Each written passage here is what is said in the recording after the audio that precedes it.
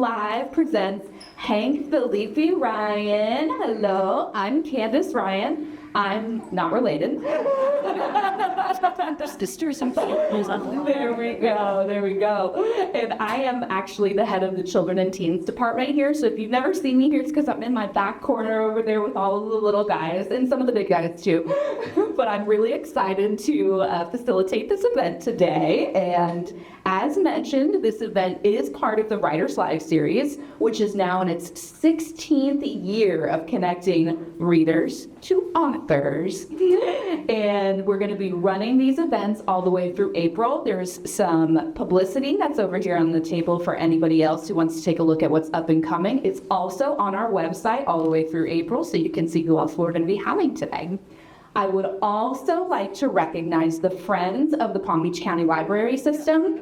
This event would not have been possible without their support. So thank you to those that are currently Friends members. And if you're not a Friends member, I encourage you to join. We've got pamphlets and information at the table over there. Your membership does support the library services and hundreds of activities for all ages throughout Palm Beach County. I'd also like to thank our friends at Classic Bookshop, our bookseller for today, and the supporters of our libraries and library events. The bookseller, we have copies of One Wrong Word that is over here while supplies last. Everybody's been buying out the books today, so there's only a few copies left over there. And now for the main introduction.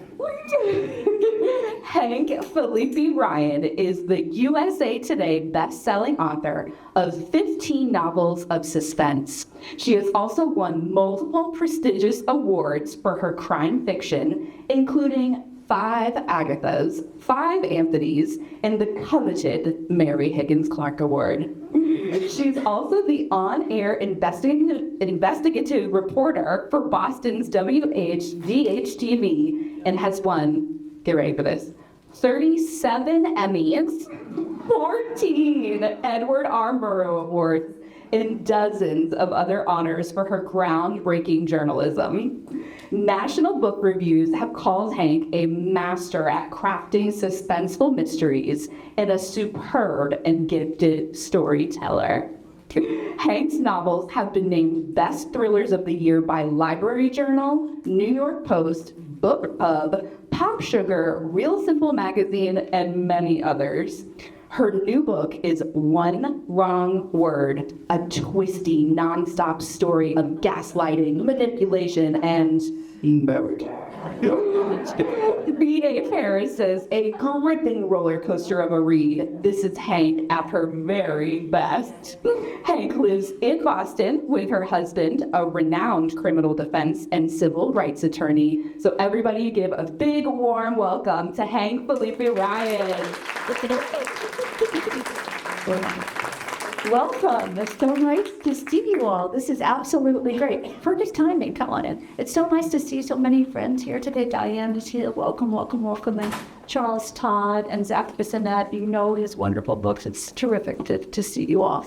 If I look a little leery, it's like our plane got it really, really late last night. We were all on the plane from wherever I was before. I'm on book tour. my brain is not working. We were all on the plane from wherever I was before, seated, all the baggage stowed, seat belts on. And you know, when you sort of had that feeling of this isn't working. I know this is not right. And they came on the public address system and said, everybody had to get off, take your suitcases, and get on to another plane because there was a mechanical difficulty. And you know what the mechanical difficulty was? The co-pilot seat belt didn't work. So we're like, okay, it's gonna work. We can fix this, it'll all be good. But nevertheless, everybody persevered, and it was absolutely fine. And I'm so honored and delighted to be here today. Thank you for coming. It's just great. You know, I've been a television reporter for 43 years. And this morning I want to talk a little bit about my career and my choices and my novel, and then take any questions that you have. I've been a television reporter for 43 years. I've wired myself with hidden cameras and confronted corrupt politicians and chased down criminals and gone undercover and in disguise. And the one thing that I've really learned from that experience was sort of based on, well, let me put it this way. My husband and I don't celebrate the anniversary of the day we met. We celebrate the anniversary of the day before we met. And we call that You Never Know Day.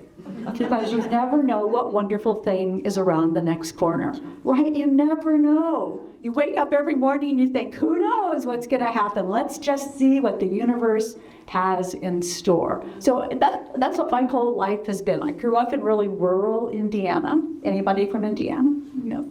Oh, really? Where? Portage. Up here. So, of course, I'm from Zionsville. Can you imagine? I grew up in Zionsville, Indiana.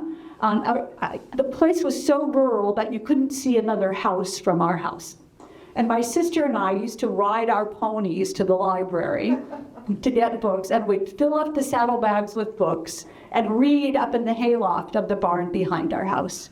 And that's where I fell in love with storytelling, up in that hayloft. I read Nancy Drew. You read Nancy Drew, right? The Clue in the Old Clock and the Clue in the Diary, which I thought was Clue in the Dairy. I was 12, and I thought, should there be cows? I don't know, there was. Yeah, so I finally figured that out. And then I read every single Sherlock Holmes short story and novella. I was just addicted to Arthur Conan Doyle. And I think I learned from reading Sherlock Holmes about a puzzle mystery, about clues and detectives. Did you too? And how there could be a smart person could put together the puzzle and maybe solve the mystery before Sherlock Holmes did. I also learned that there was sort of a music of writing, a music of a mystery, a rhythm of it, that if you tapped into that, you would be carried away by the story. Then I read all the marvelous Golden Age authors, Niall Marsh and Josephine Tay and Marjorie Allingham and Dorothy Sayers. And then I remember so distinctly reading Murder on the Orient Express. Do you remember that? If you haven't read it, go get it. Not right now, just after this. But I remember closing that book and thinking, how did she do that? How did she create this story that is riveting and propulsive and in the end satisfying and comforting and fair? Come on in, I'll start over. Welcome. Nice to see you, of course. How did she come up with this story that was so riveting and compelling and surprising in the end? And I thought, I should have seen that coming. I should have put that together. If only I had been as smart as Agatha Christie, I could have done that. And nobody's as smart as Agatha Christie. And that's the moment, and I think I was a kid, where I thought, I might want to be a mystery author. It might be cool to be a mystery author. But then it also crossed my mind, maybe it would be cool to be a detective. Maybe it would be better to be Hercule Poirot than to write about Hercule Poirot.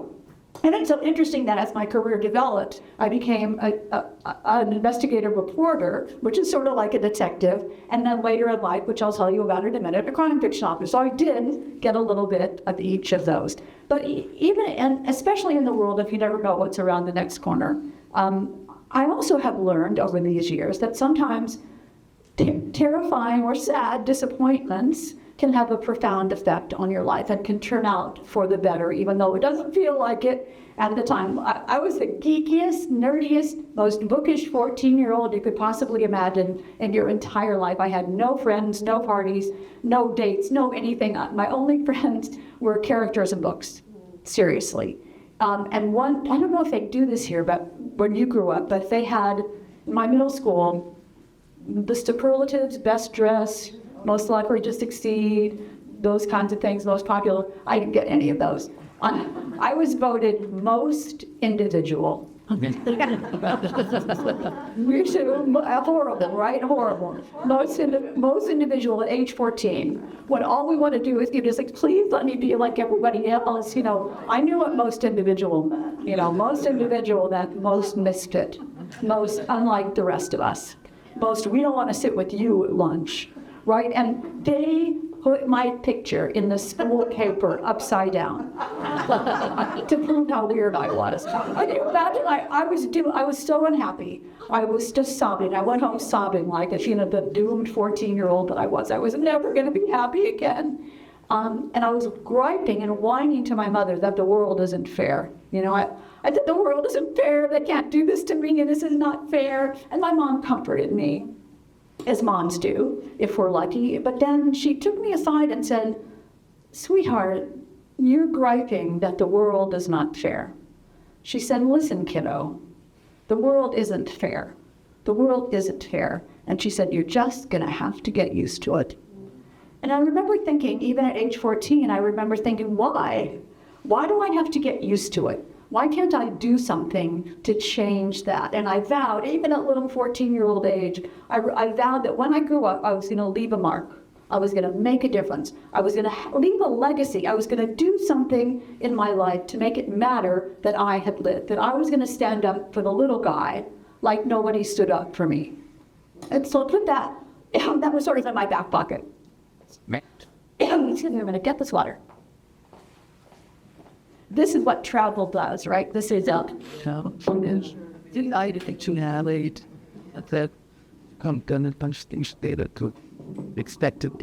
as you never know what's around the next corner. Anyway, it could be water. I went off to college. I was not ready to change the world at that point. I went off to college as a Shakespeare matron. My parents were not happy about this. My father said, oh, honey, you're going to be unemployable. You are going to be absolutely skillless. But I loved it. And after college, I decided, yes, now's the time to change the world. So I went into politics. It was back home in Indiana. I worked in several political campaigns. Sadly, no candidate I ever worked for actually won. This is when the universe is, if you listen to the universe as I do, this is when the universe is telling you, find another career, because this one isn't working for you. So when the final candidate lost and I was out of a job, and we'll talk more about that in a minute, I went to this is 1970, so you have to picture 1970, 20-year-old me. I went to the biggest radio station in Indianapolis, my hometown, near my hometown, and I said, I'm here to apply for a job as a radio reporter. So the news director says, yes, we do need a reporter. Where was your last radio reporting job? So I said, well, no, I've never been a radio reporter. And he says, that's all right. Television, no. Newspapers, no. Magazine, no. He's looking at me. I mean, this is a job interview, and clearly I have not the experience that I'm supposed to have. He said, oh, did you just graduate from journalism school?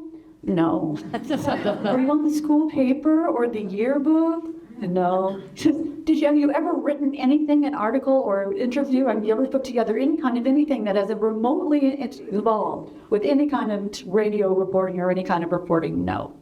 So he says, when you were a little girl, did you hand out mimeographed newspapers in the No. So he finally, after all this, and he's doing his best, but I got nothing, right? He finally says, look, you seem like a very nice young woman. And I could probably teach you how to be a reporter, but I really don't have time to do that. He said, could you tell me one good reason why I should hire you? You're basically supremely unqualified for this job.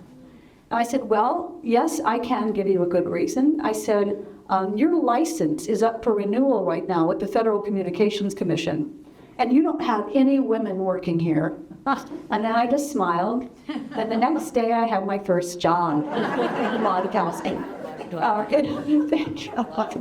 a father for being old, right?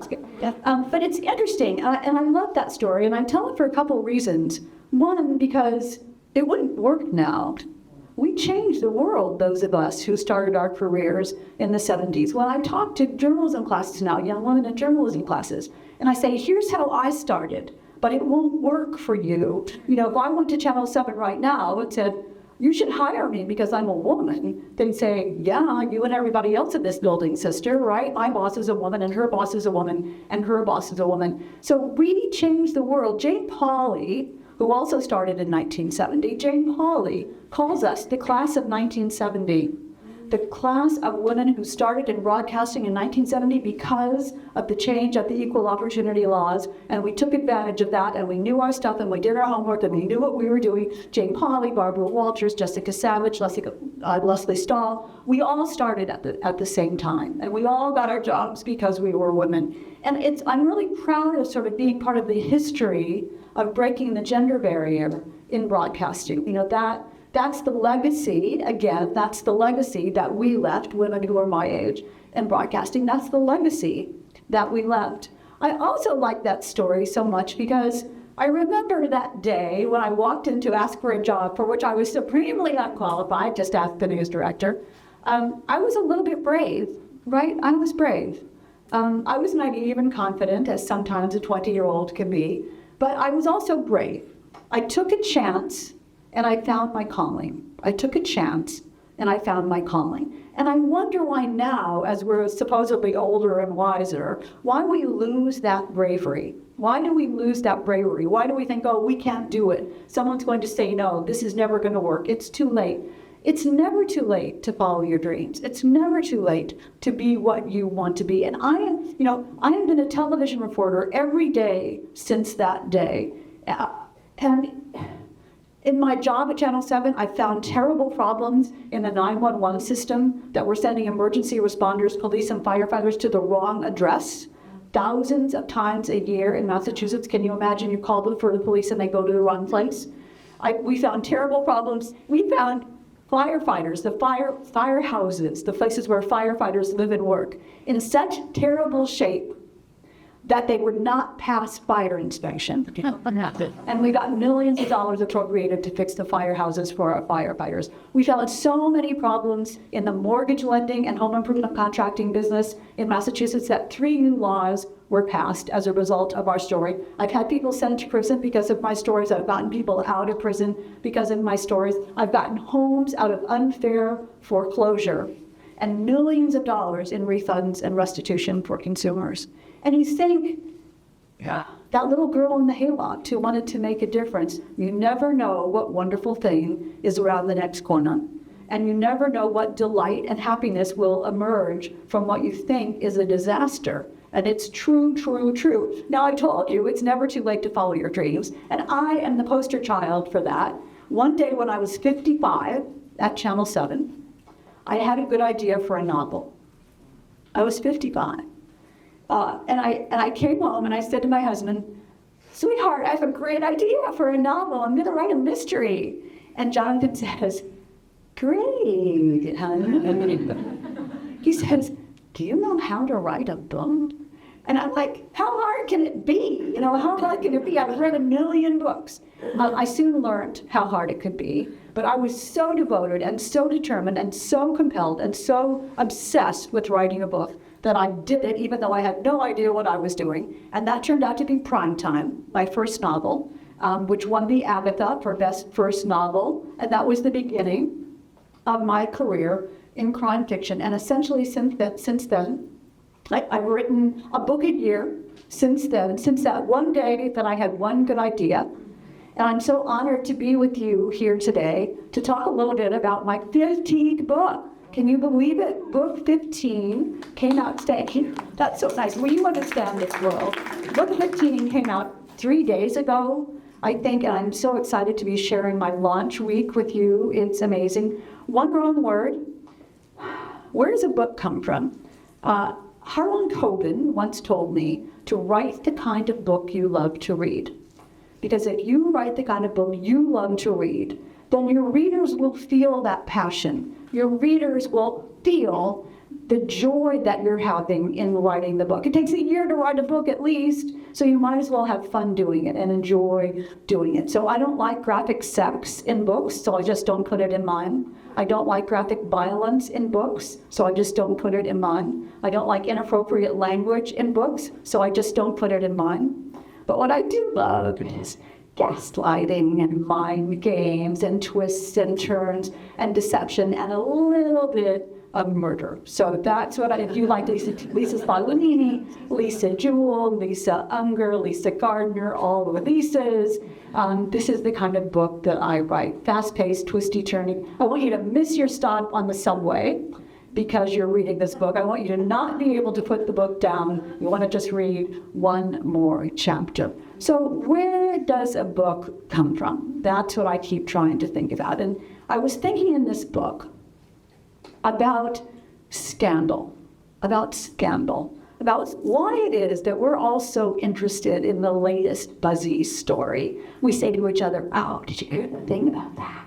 And we want to know more about what happened. Why are we so interested in that? And how does the word spread so fast that suddenly we all know every terrible thing that's happened to everyone that's in our popular culture? Why is that?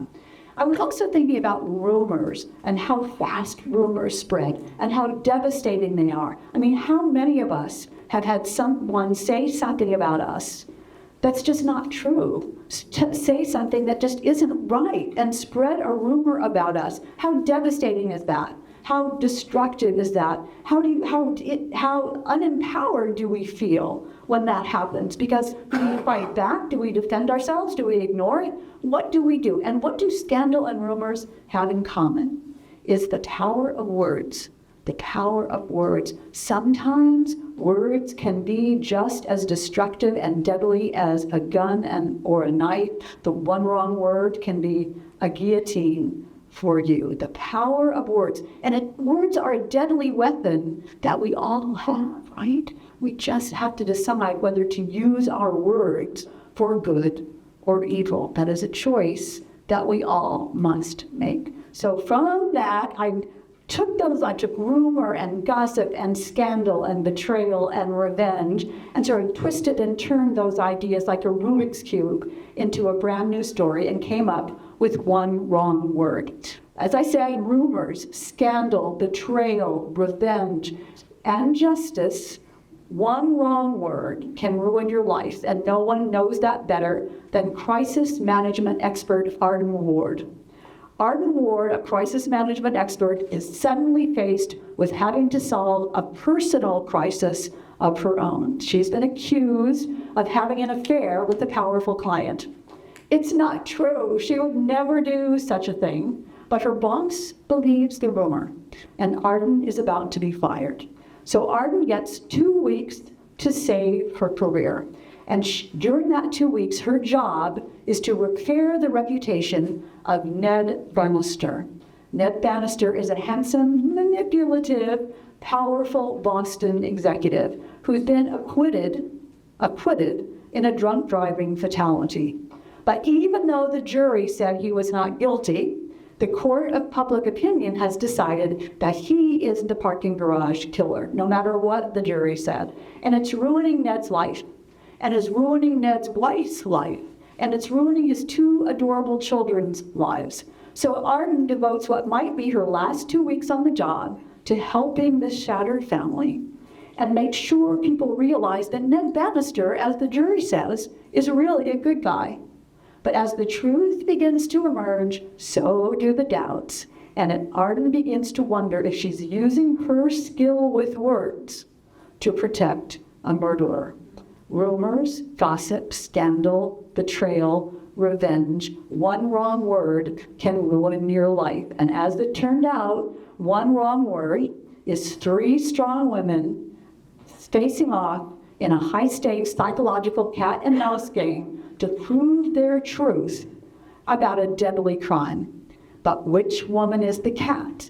And which woman is the mouse? And which woman will find that one wrong word can kill you? And that's where the story, I thought, came from, thinking about rumors and scandal and revenge and gossip. And I was about a third of the way through the book when the time release muse hit me.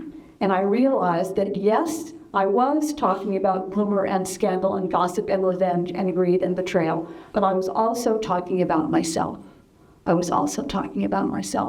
Because remember, I told you I worked at political campaigns back home in Indiana. It wasn't always fun. When I was 19, I was in a certain campaign, and I loved it. I mean, I loved every minute of it. I was a gopher. I was the worker bee. I was the best folder and stuffer of news releases that you've ever could imagine. I was fast at it. I loved it. I loved doing those kinds of jobs. I loved being in the corridors of power. It was great. And one day I was walking down the hall and I heard my name, and you know how you sort of perk up when you hear your name. So I stopped to listen to see what somebody was saying about me, because we would do that. And there were two campaign moguls, two bigwigs, two men talking in an open room. And one of them was saying, can you believe, something along the lines of, can you believe what a crush Jim, the campaign manager, not his real name, can you believe what a crush Jim has on Hank? And I thought, crush Jim has on Hank? News to me. I didn't know this, but okay. I thought, that's pretty weird. And the other one said, yes, and if Jim's wife ever finds out about it, it's going to be a disaster. So I thought, find out about what? There's nothing to find out about. And the first man then said, yeah, it's a problem. I think we're going to have to fire Hank. And I thought, fire me? Yeah. Fire me? I think Jim's your problem. I think Jim's your problem. But it turned out that they were going to fire me. Innocent, vulnerable little me who had done absolutely nothing wrong. I was the expendable one. I was the one who they didn't need. I was the victim of this when I had absolutely done nothing wrong. Jim, they were going to keep, because he was a bigwig. Innocent me, they were going to let go. Now, no one was fired, and the campaign ended, and everyone went our separate ways, and everything turned out to be fine. But that moment of disempowerment, that moment of feeling that someone else had control of my life because of a rumor, has profoundly stayed with me all those years. And that's what I realized I was really writing about. It turns out that this book is really a love letter to my 19-year-old self, saying, here, this is what you should have done. This is what you should have said. This is how you should have stood up for yourself when you didn't.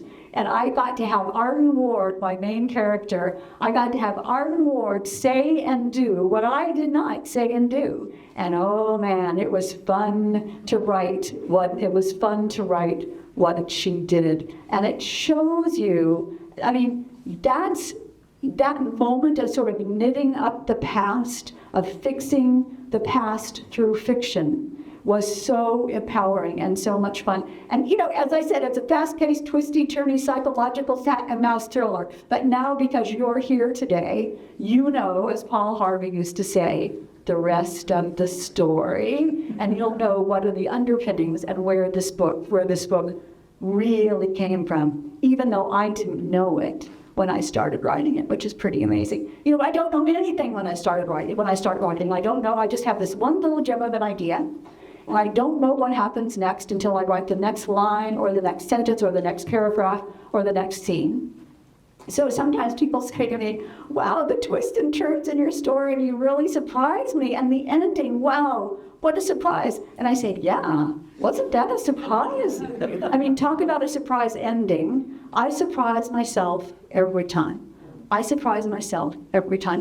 what Sue Grafton used to call the magic of writing, that somehow our imagination takes us to places that we would never go before. We create new worlds that have never been made before. You're going to meet Arden Ward and root for Arden Ward and watch her take her power back, or at least try to. You'll meet Cordelia Bannister, the gorgeous Cordelia Bannister, and wonder why she's so worried about her husband, Ned. What has he really done?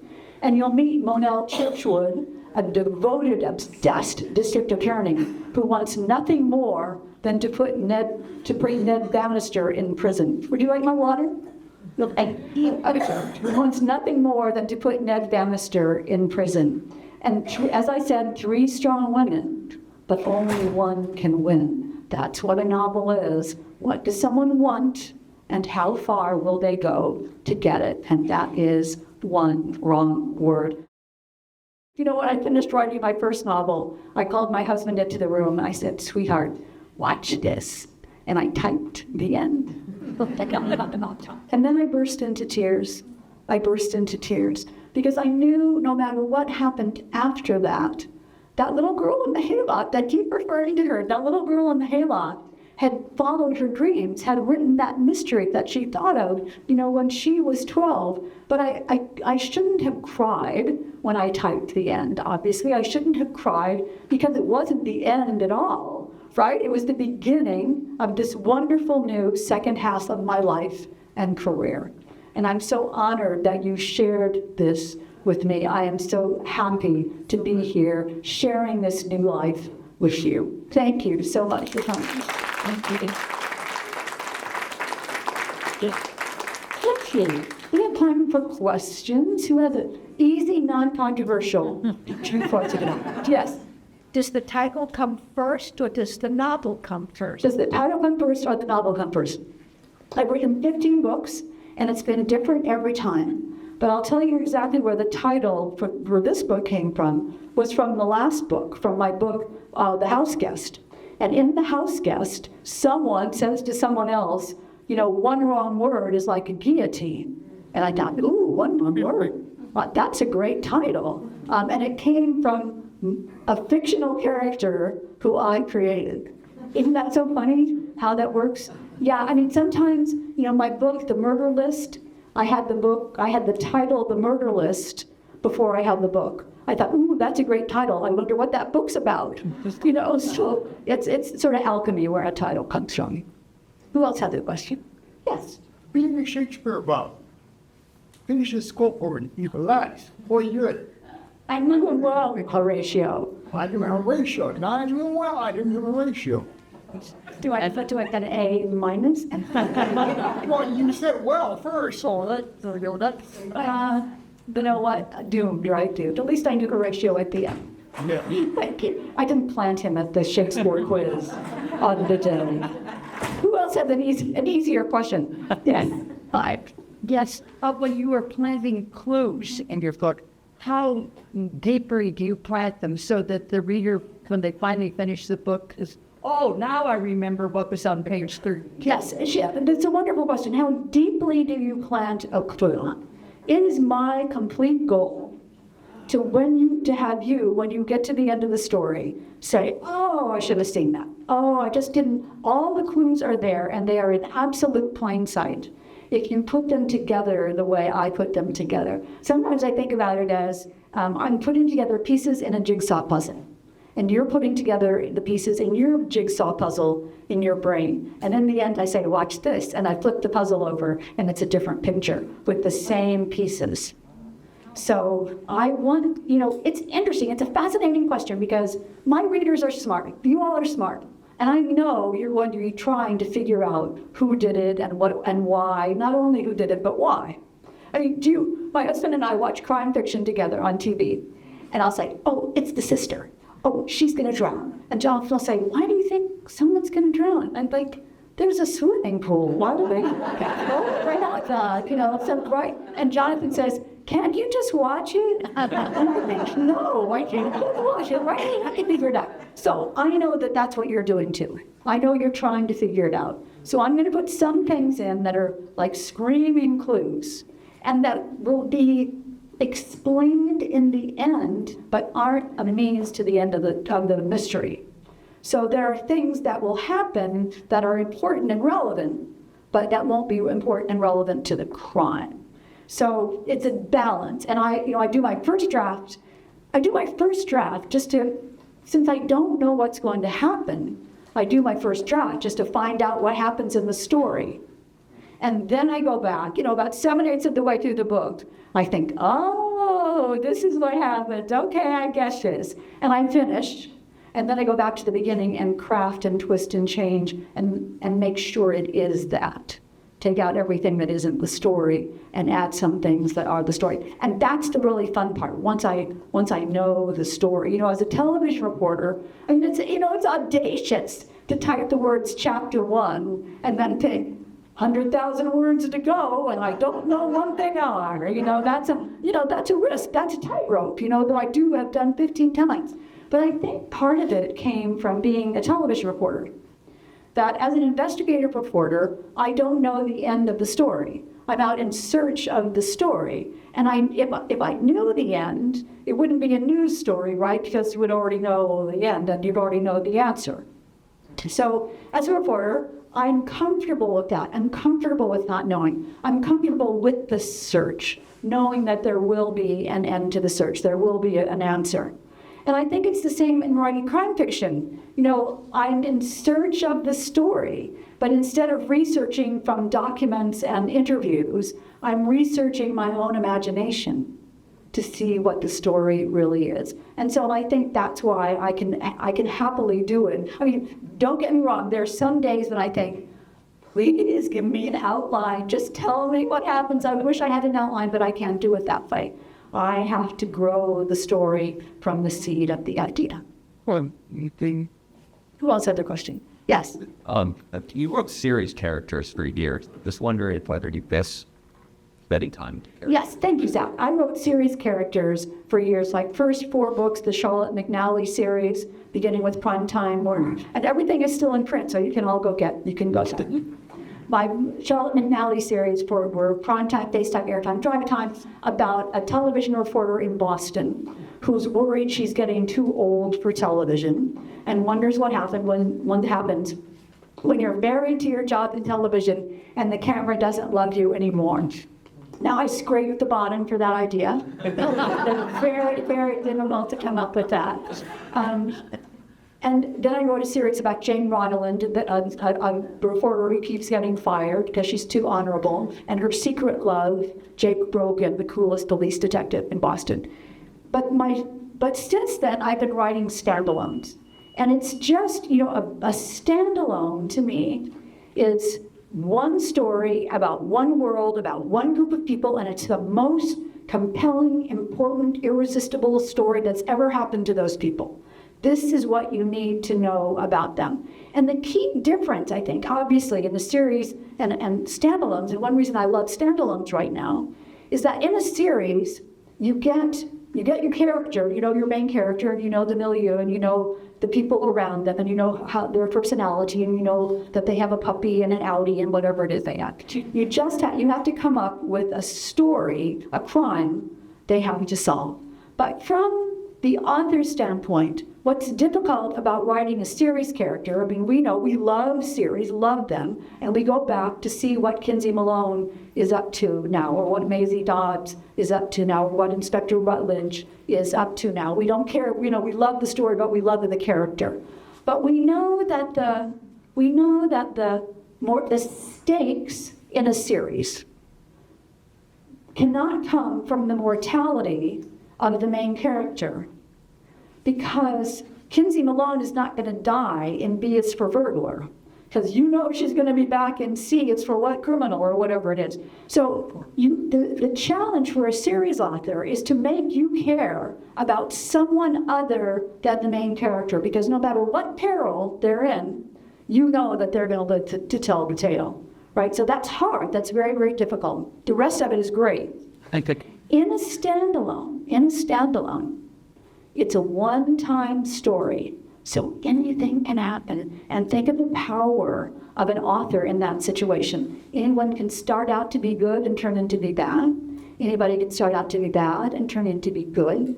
Anybody can be lying. Anybody can be guilty.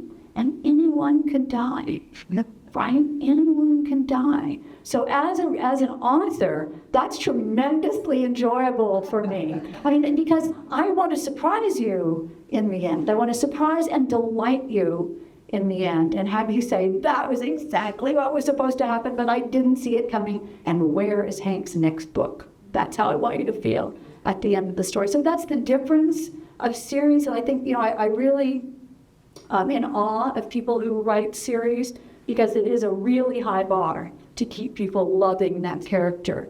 On the other hand, it's really powerful to write a standalone, because it's that one pow that you get, and then it's over. Great question. Yes. I was just wondering if you ever focus completely on a red herring that goes through the book that keep the readers believing that you're going to catch Ben cursing. The great question is, do I ever focus on red herring throughout the book and keep the readers believing that that person is the one? Now, why would I tell you that? You were asking for my secrets. I'm infinitely. I know, exactly. I'm teasing you. I try to be fair. My people in my novels are real people who behave like real people behave. And sometimes they are reliable and honest and wonderful. And sometimes they are duplicitous and misleading and misdirecting and selfish. And so as you meet the characters and as you gauge who they are by the decisions that they make, and isn't that what a mystery is? The decisions that people make. And when you think you know what's going on, and suddenly a character makes a really selfish, illegal, venal, scary, terrifying, self-centered decision, and you think, why would you do that?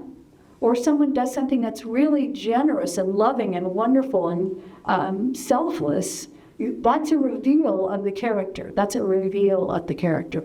So my books are what happens in real life. And I think we never know what a red herring is until we get to the end, right? Because as we're trying to figure out our own lives, there are days that we think, oh, this is the answer. This is it. This is what I'm going to do. This is what I'm going to believe. This is what this person means. And then it turns out to be wrong. But you wouldn't get to what the right answer is until you have the wrong answer. But I want you to know that I don't think about it that way. I just tell the story of what, as I said, what someone really wants and how far they decide to go to get it. And sometimes that surprises me. But there'll never be, knock on wood, there'll never be any clues in my stories that turn out to be, that will never be tied up at the end. Everything is tied up. You'll understand absolutely everything at the end. Oh, get it? Okay. And I'll tell you all my secrets, you know. Yes.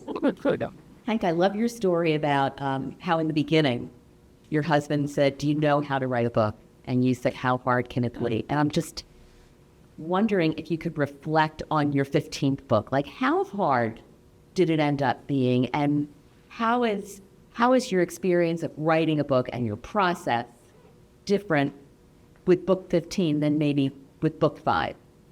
Yeah, that's such a sweet and nice and thoughtful question, such a writerly question. Thank you. How many of you are writing or have written or want to write? Okay, I see this. Let me tell you that it does not get any easier.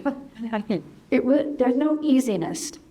It probably gets harder, actually, because the more I learn, the more I know, the better I want to be. So I raise the bar on myself as a writer. Don't you too? I raise the bar on myself as a writer every time. So when I wrote book 1, I totally felt that way. How hard can it be?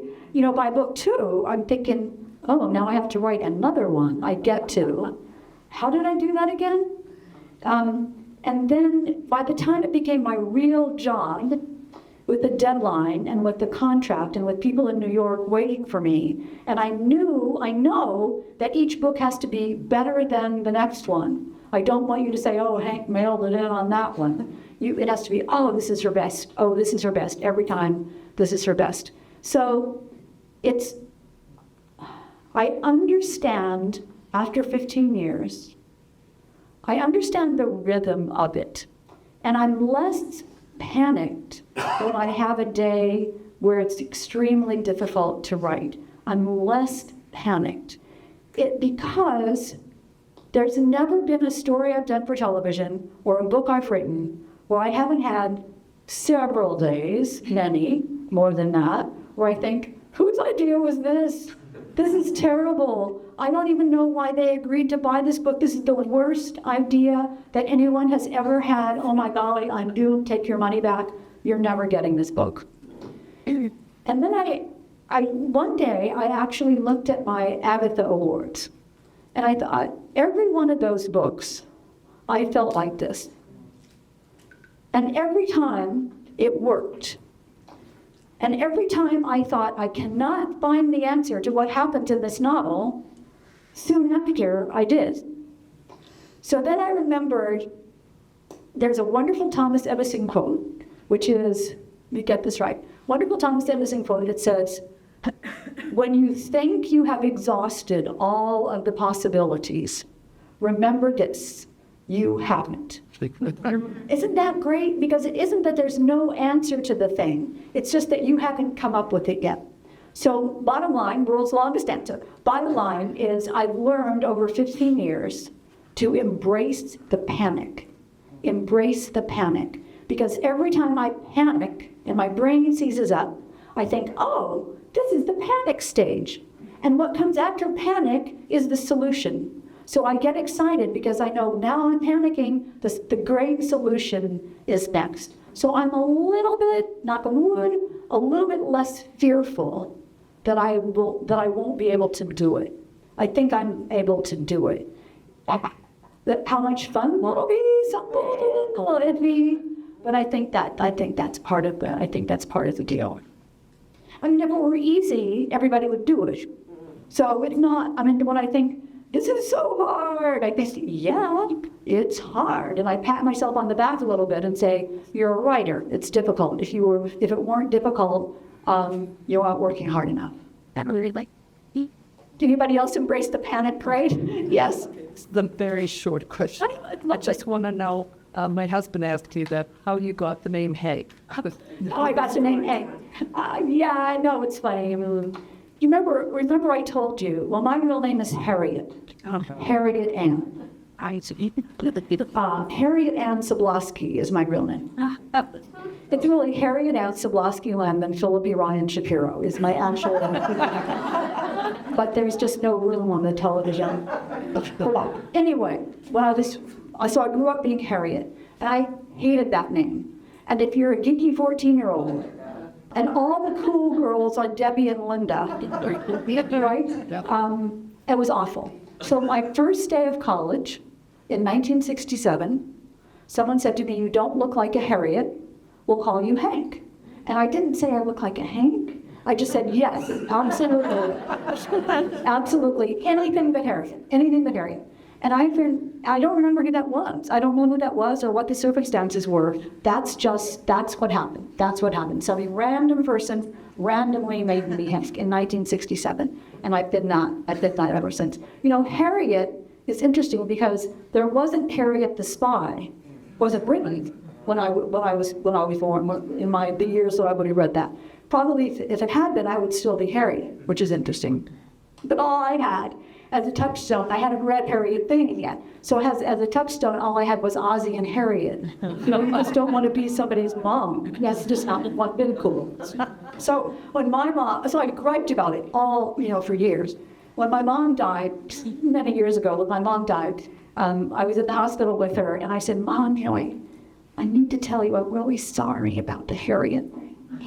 It's actually a really great name. I grew into it, and it's wonderful and competent and sophisticated and cool, and I love it, and I wish I had kept it, and I'm so, so sorry that I really made your life miserable about it for all these years. And my mom says, we've been arguing over this for 62 years. She says, you were such a problem child over your name. But we finally came to terms with that. and now I know what term is. So tell your husband, that's how I say, that's what it did. Yes. In your broadcasting career, the most impressive person that you met? So my broadcasting career, the most impressive person that I met. It's interesting, it's a spectrum, because if you're talking about impressive, like famous, Muhammad Ali and Prince Charles and Paul Simon and, so many, President Carter and just a whole list of, I could name them all. But, when I worked in Georgia for some years as a feature reporter, and I had a map of Georgia. This was 1980. I had a map of Georgia, and every Monday morning, I would close my eyes and put my finger on the map. And then my photographer and I would go to wherever that was, and see what stories we could find. And, you know, there are families who, this was back in 1980 when my stories were all about how people were managing economically. And I found, you know, I saw a family who lived in a trailer in the most rural part of Georgia. And every night at midnight, the father would go to work at an egg handling factory where he would we went with him and watched the eggs go by on the conveyor belt, and he'd look, you know how you candle eggs to see what's inside, and he would just watch the eggs go by and throw out the eggs that were bad, and then he went home at 6 a.m. and his wife went off to work. You know, and that's impressive too. You know, that's not being a rock star or a movie star or a famous politician, but those are just the people that I met, people like that, who are just persevering and doing the best they can. And that's really one of the most wonderful things about being a reporter, is getting to go places that people don't generally get to go and meet people that people don't generally get to meet. It's been marvelous. It's such a great question. Nobody's ever asked me that. Thank you. Yes. Can you give us a hint of what your next novel will be? Yes, I can. I can give you a hint of what my next novel is going to be. And that's such a fun question, especially answering it right here, right now, and today. Because my 16th and 17th book just sold. I don't know what book 17 is at all. I don't know. But book 16 I do know, because it's finished. It's called All This Could Be Yours. All This Could Be Yours. And it's about a debut author with a surprise best-selling novel who embarks on a grueling nationwide book tour only to realize that she has a deadly stalker who's out to destroy her career and ruin the family that she left back home as a result of a Faustian bargain this author didn't know she had made. So now I'm on book tour. My family is back home. And I'm trying not to think about it. And that'll be out next June. Thank you. All This Could Be Yours. Let's vote. Do we like this title? Doesn't have to be. Yes. Back of the room likes it. Side of the room likes it. Okay. So it's a little different for me. It's kind of meta. Written by an author who goes on book tour about an author who goes on book tour. So that's kind of interesting. I love it deeply. Yes. Once you get an idea in your head for a book, how long does it stay here before you start to notate? Once I get an idea in my head for a book, how long does it stay in my head before I get it down on paper? What? A good idea. You know how you feel when you get a good idea and you're just like, oh yeah, that's a good idea. That's a totally good idea. And you start poking at it to see if maybe it isn't a good idea, and then it won't poke, it just stays solid. A good idea is like you have a pebble and you throw it in, you drop it into a pond and the ripples stand out. You feel that the story is bigger than the idea. There's a sense that an idea can hold 385 pages of story. So every day, I get an idea, and I think, is this a good idea? Nope. Is this a good idea? Nope. Is this a good idea? And I discard them, and they are gone forever.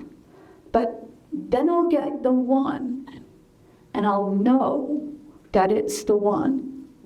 And all I need, every author knows this, all I need is one. I'm just writing one book. I just need one good idea, and I hold on to the idea, and I think about it, and when it works, it begins to grow. This story idea begins to grow, and that's really exciting. So I don't have to write it down or do anything about it. If it's the one, then it will stay with me. I listen to Friends in Fiction members of that, and I'm always amazed at how you all get that one idea and get it in a book. That doesn't compute for me. It doesn't compute for us either, honestly. It doesn't compute for us either, because it is such a special thing, that moment. And I really trust the writing process about it. I trust the universe about it. I think when I writhe on the couch and worry that I'll never have a good idea. I'll tell you, I have a folder in my email that says book ideas. Oh, your agent is calling you. I know. I have a folder in my email that says book ideas. So when I needed an idea, I was thinking about One Wrong Word, I thought, I'm going to go to my folder of book ideas, which I cleverly made, to see what book ideas I staged. And I opened the folder, and it was empty. I thought, there you have it. There you totally have it. I know that when it's time for the idea will come. I fully trust that. There are days, where I'm thinking, anytime now, I'm really ready for this. But so far, so fabulous, it's just always happened. It is magical. There's no way to explain it. If, not compute is exactly what it is. Do we have time for one last question? Do you have one? Anything else I can answer? You guys, thank you. I'm going to just say one more thing. First of all, find me on, how many of you are on Facebook? How many of you are on Facebook? Okay, Instagram. Anybody on Twitter, on X? Okay, good. So find me on all those. Hank Phillippi Ryan, author, on Facebook. Hank P. Ryan on Instagram and Twitter. Go to my website and click on Contact. If you ever want to contact me, go to my website and click on Contact. It comes right to me, nobody in between. Obviously, your email if you click on Contact and write me an email. And I will close by not only thanking you just so deeply for coming today, but saying what my agent requires me to say, which is, a signed book makes a great gift. Thank you so much for that.